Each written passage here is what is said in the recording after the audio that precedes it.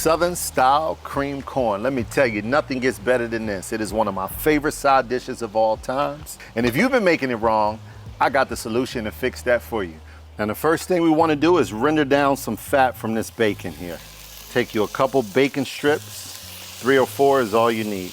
See, the idea is to render down that fat because we're going to need that bacon fat in order to start this up here. I'm using applewood bacon. You can use whatever you like. For these pieces on the end, I like to lean the pan a little bit so you can get those cooked evenly. One thing about bacon, it just has an aroma that just smells so good. Now, if you're not a bacon lover, I'm sorry. But if you are, you know what I'm talking about. Now, if you have excess grease from your bacon, only use about 2 teaspoons. That's all you need. And the first thing we're going to do now is we're going to take some heavy cream and we're going to pour it in.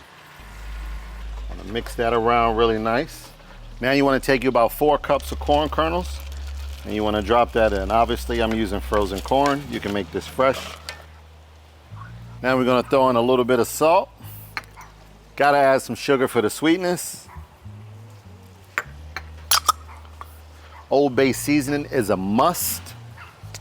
This is a star ingredient right here. This is the House of Flavor Kickin' Cajun. Now, I like this because of the blends, but you can use or you can stop right here, but this is a must for me. Whenever I make this dish, I am literally the best dish at the table. And then you want to begin to mix this up and let these flavors simmer together. All right, and I'm sweating a little bit of onion out and a little butter, and now you want to let them pour that in. Now you infuse that butter and that sauteed sweet onion right inside there and let that continue to simmer. Now I like to throw in a little cracked pepper because who doesn't? Now I can call it cracked cream corn. Now you want to mix in about 2 tablespoons of flour and a cup of milk.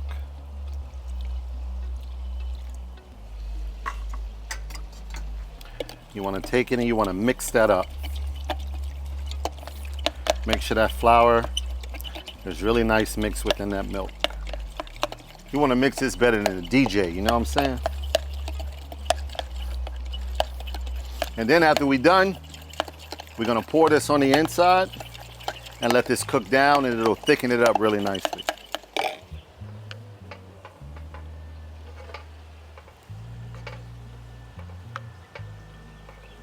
I'll throw a little bit of them bacon bits right in there. Then you want to let this reduce down a little bit and just cook to your desired consistency. And the sauce thickens just a little bit. You want it nice and creamy, but a little thick at the same time.